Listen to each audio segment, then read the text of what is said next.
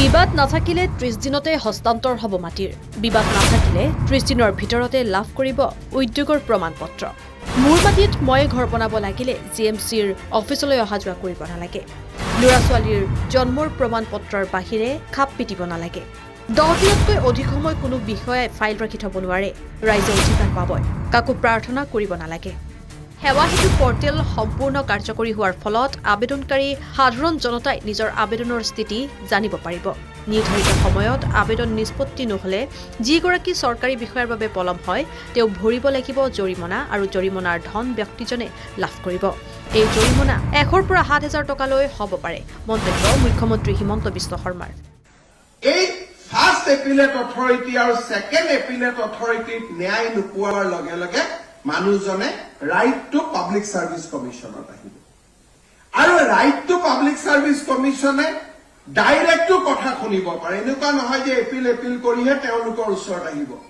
তেওঁলোকৰ ওচৰত যদি ডাইৰেক্টলি কোনোবাই কমপ্লেইন দিয়ে সেইটো তেওঁলোকে ফাৰ্ষ্ট এপিলেট অথৰিটিলৈকে ৰেফাৰ কৰি পঠিয়াব পাৰে আৰু কমিশনে ৰেফাৰ কৰিলে অথৰিটিয়ে শুনিবই লাগিব কমিশনৰ অধিকাৰ থাকিব 1,000 পৰা 10,000 টকা ফাইন যে অফিচাৰজনে কামটো কৰি দিয়া নাই মই চালু আৰু 1,000 পৰা 10,000 টকা তেওঁ ফাইন কৰিব পাৰিব আৰু কমিশনাৰ এই আৰটিপিএছ কমিশনজনে মুখ্য সচিবকো 10,000 টকা ফাইন কৰিব পাৰিব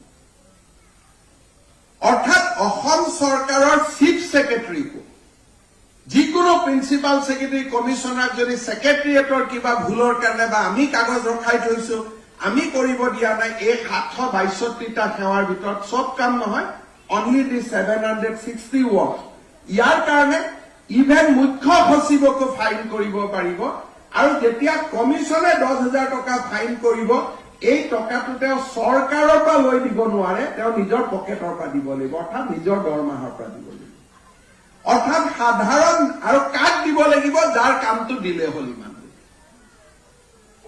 মানুষজনে এই টকাটো পাব এই টকাটো কোনো কিবা দাতব্য অনুষ্ঠানত না যায় আবেদনকাৰী এই টকাটো পাব যে মোৰ অহা যোৱা খৰচৰ বাবদ এই 10,000 টকা ফাইনৰ টকা আপোনাৰ একাউণ্টত জমা দিব লাগিব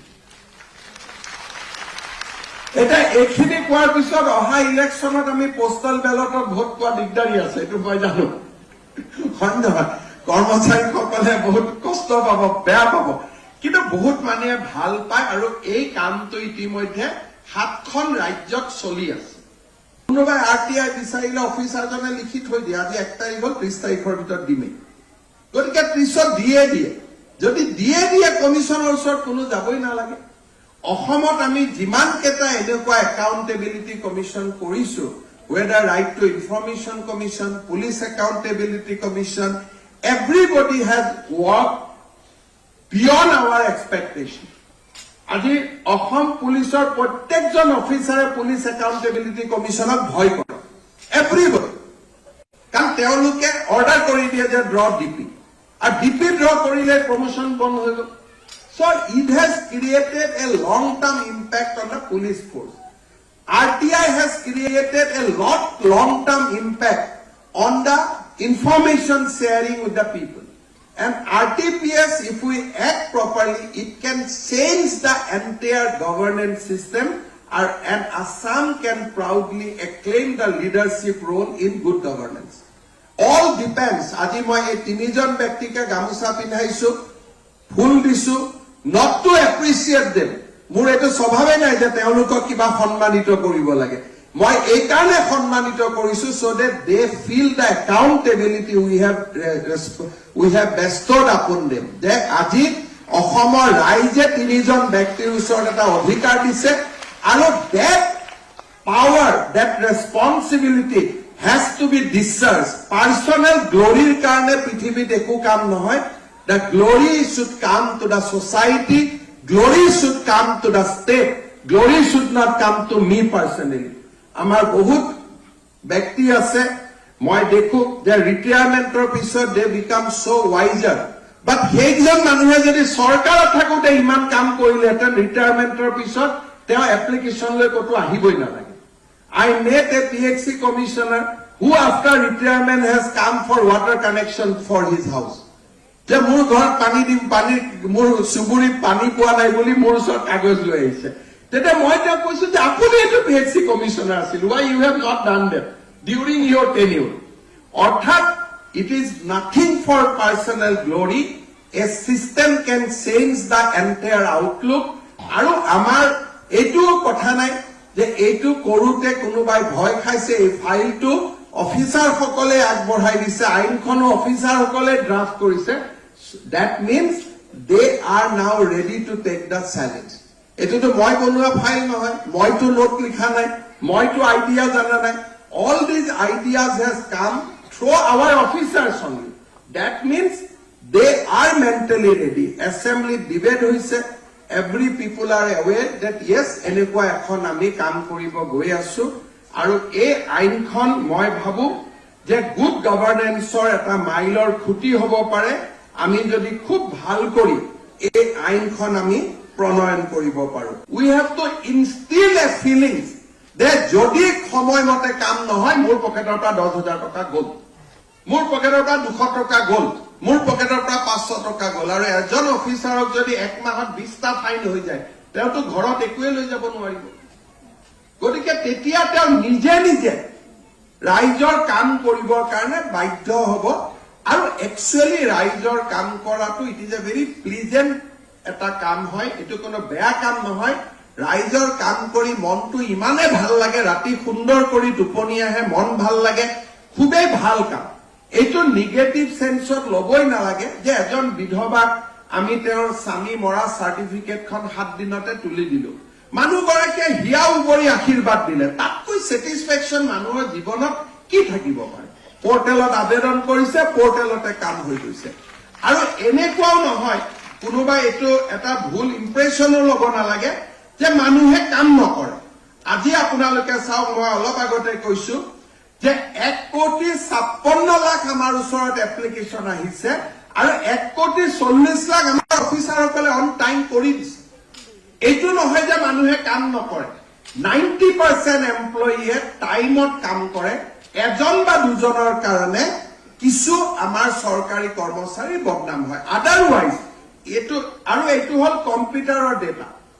মানুহে মই অফিচাৰৰ পৰা কিবা ললে এইটো মোক মিছা কথা, কোনোবাই অসত্য ৰিপৰ্টিং দিব পাৰে, কিন্তু সেৱা শক্তি পৰ্টেলটো খুলিলে আপোনালোকে নিজে দেখা পাব যে 1,56,00,000 আবেদন আহিছে, 1,40,00,000 কাম হৈ গৈছে, নিষ্পত্তি হৈছে। আজি মোৰ আবেদন হৈ গ'ল, 1 মাহ হৈ গ'ল, 2 মাহ হৈ গ'ল, 4 মাহ হৈ গ'ল, মোৰ কামটো হোৱা নাই, মই ক'ত যাম? আজিলৈকে কোনো মানুহে এড্ৰেছ নাজানিছিল। আৰু অফিচাৰৰ ৰুমৰ বাহিৰত গৈ তেওঁলোকে বহি থাকে। কোনোবা DC অফিচত, ছেক্ৰেটাৰিয়েটত গ'লে ভাল ভাল অৱসৰপ্ৰাপ্ত মানুহক আমি লগ পাওঁ, খুৰা কিয় কাৰ্যালয়ত আহিছিলে? বোলে মই এইখন কাগজ বিচাৰি আহিছিলো, হোৱা নাই কাৰণে বাৰে বাৰে আহি থাকিবলগীয়া হৈছে। ডিচিজন ভিতৰত আছে, ৰুমত বহি। তেওঁ হ'ল ৰাইজৰ সেৱক, সেৱকজন ভিতৰত আছে এয়াৰ কণ্ডিশ্যন ৰুমত, আৰু যাৰ কৰ কাটালেৰে আমি দৰমহা লৈ আছো তেওঁ বাৰেণ্ডাত ঘূৰি আছে। ডাইলেমা অফ পাব্লিক চাৰ্ভিচ, যে যাৰ টকা পইচা দি মই দৰমহা লৈ আছো, মোৰ পৰিয়াল চলাই আছো, মই ৰুমৰ ভিতৰত বহি আছো, আৰু মোক যোনে দৰমহা দিছে তেওঁ বাহিৰত থিয় হৈ আছে। আৰু কিয় থিয় হৈ আছে? বোলে মোৰ ল'ৰাটোক চাকৰি এটা দিব লাগে, তেওঁ থিয় হৈ থাকিব। মোৰ ল'ৰাটোক ট্ৰান্সফাৰ কৰি দিব লাগে, তেওঁ থিয় হৈ থাকিব। কিন্তু মই কিয় থিয় হৈ আছো? যে মোৰ পেঞ্চনৰ ক্লেইমটো আজি এমাহ ধৰি হোৱা নাই, 6 মাহ ধৰি হোৱা নাই, যিটো মোৰ প্ৰাপ্য। মই যদি চাকৰি কৰিছিলো, চৰকাৰে মোক পেঞ্চন দিয়াটো মোৰ অধিকাৰ, সেইটো কাৰণে মই কাকো প্ৰাৰ্থনা কৰিব অহা নাই। ল'ৰাটোৰ ট্ৰেন্সফাৰৰ কাৰণে মই প্ৰাৰ্থনা কৰিব আহিছো, ডিচিয়ে মোক যিমান দেৰি বাহিৰত ৰখাই থয়। মোৰ ল'ৰাটোক চাকৰি দিব লাগে, মই প্ৰাৰ্থনা কৰিব আহিছো, মোক যিমান দিন ৰখাই থয়। কিন্তু যিটো মোৰ অধিকাৰ, ইমান দিন চাকৰি কৰিলো, এতিয়া পেঞ্চনটো মোৰ অধিকাৰ, অধিকাৰটোৰ কাৰণে মই কিয় বাহিৰত ৰখি থাকিম? এই কথাবোৰ সমাধান কৰাৰ কাৰণে লোকসেৱা আইন, অধিকাৰ আইন আমাৰ ভাৰতবৰ্ষৰ 34খন ৰাজ্যত বলবৎ কৰা হৈছিল কিন্তু বলবৎ কৰা হলেও মানুহে ক'ত যাব নাজানাৰ কাৰণে এই আইনখন এখন কাগজৰ বাঘত পৰিণত হৈছিল আৰু আইনখনৰ বিষয়ে মানুহে জনা নাছিল বা আইনখনৰ প্ৰয়োগ হোৱা নাছিল নিউজ ডেস্ক, সৰুপথাৰ প্লাছ।